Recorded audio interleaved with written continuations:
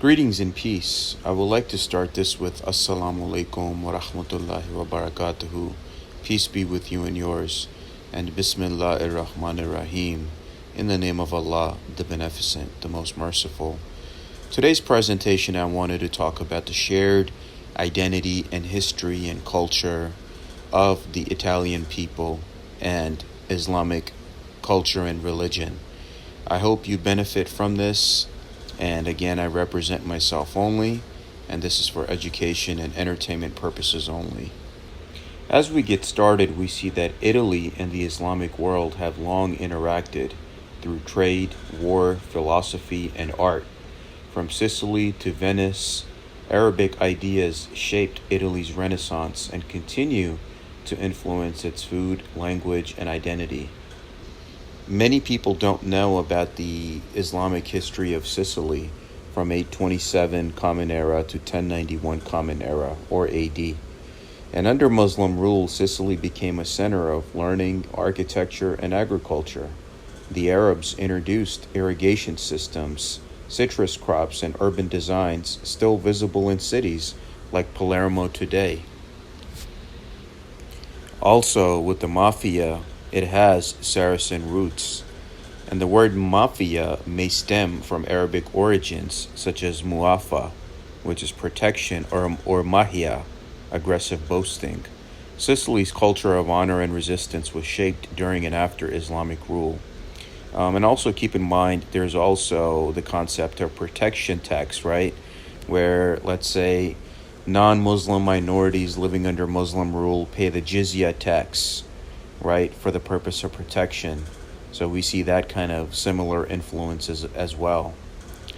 We look at pasta, right? Arabs brought dried durum wheat pasta to Sicily in the 9th century. This technology enabled pasta to be stored and traded, making it a staple of Italian cuisine for centuries to come. Of course, we have the influence of Moorish Spain on the Renaissance, where Muslim Spain preserved Greek text and advanced science. Italian scholars accessed this knowledge via translations from Arabic, fueling the Renaissance in cities like Florence and Naples. Leonardo da Vinci had reportedly drew the Kaaba, which you can look up online, his sketches of the holy site in Mecca, reflecting Renaissance interest in Islamic geometry and architecture. His designs often employed mathematical precision found in Islamic art. Now, Italian architecture, especially domes and arches, was influenced by Islamic styles. Arabic numerals, algebra, and engineering methods entered Italy via translations and contact with Islamic scholars.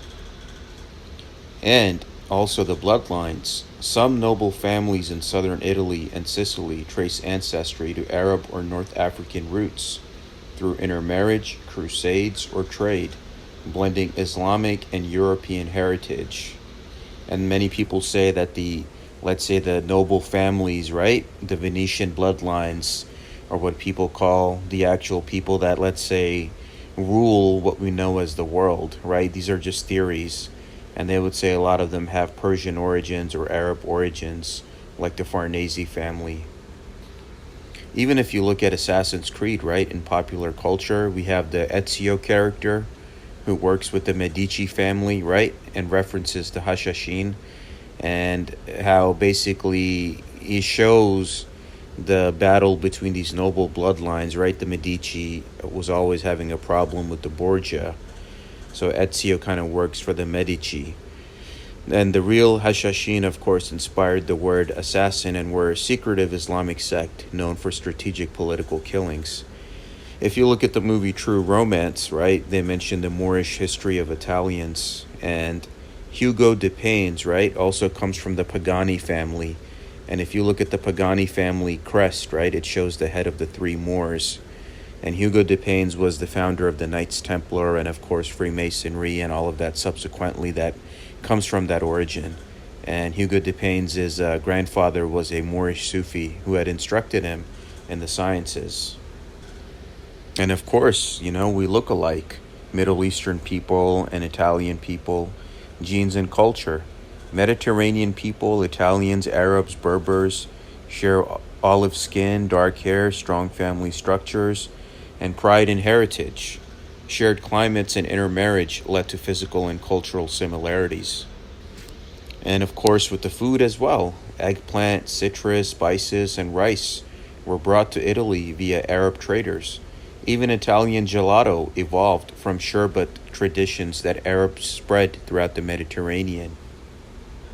The lute, from Arabic al-ud, and poetic forms were introduced to Sicily during Arab rule. These shaped Italian music and early Renaissance poetry. Now, hundreds of Arabic words remain in Sicilian, right? Like raisin, Saracen, and if you should look at the language, language is a living proof of a shared past between Arabs and Italians. Now, preserved texts from scholars like Ibn Sina, right, Avicenna, informed Italy's first medical school in Salerno. These ideas helped found European science based on observation and experiment. Now, the Italian South was a gateway between East and West. Greco-Arabic texts were translated, preserved, and debated, making Italy a center of knowledge transmission. Now, Palermo and Monreale display Arab Norman architecture, arches, domes, calligraphy, built by Muslim, Christian, and Jewish craftsmen in harmony. If you look at, let's say, the legacy today, the festivals, the food, religion, respect for elders, and family structures reflect Islamic traces in southern Italian culture. From family values to superstitions, similarities remain quite strong. Of course, we have Marco Polo in the Islamic world, which was also briefly shown in Assassin's Creed Revelations, that he was known for his journey to China, but Marco Polo traveled extensively throughout the Islamic world, including Persia and the Middle East, and his writings offered Europeans rare insights into Muslim customs, trade, and governance, and of course his supposed account with the Old Man of the Mountain. If you look at the Venetian trade, right, besides the Ottoman Wars, Venice prospered through maritime trade with the Islamic world. Spices, silks, and scientific knowledge flowed through ports, helping turn Venice into a cultural and economic powerhouse of the Renaissance. Italian scholars translated Arabic texts on science, medicine, and philosophy in centers like Palermo and Toledo. These texts, preserved by Islamic libraries, reintroduced Europe to Aristotle, Galen, and Euclid. Catholicism and Islam share monotheism, dietary laws, modesty, and reverence for Mary. Southern Italy's deep religiosity mirrors Islamic moral values, fostering mutual cultural respect. Now, a message to the Italian Americans is that many Italians in the U.S. were not considered white, right? Look at your history. They faced xenophobia and racism, and we must remember our own struggle and not repeat it by being racist to others today. And I'm not saying all Italians. I met some great people while living in the States, right? Those that actually came as immigrants from Italy, and obviously the fifth, sixth generation Italian Americans that were already here. But there are some who fall astray to, let's say, the demonization that we see against Muslims and Islam. And I would tell them that we share more in common than you realize, and there was at one point where you were not considered white either. So let's accept each other with our shared common human values and ancestry, and let's come together as one human family. And these are the scholarly references that I recommend if you wish to pursue this subject further. Thank you for watching. If any questions or comments, please email me at salmansheikh911@gmail.com.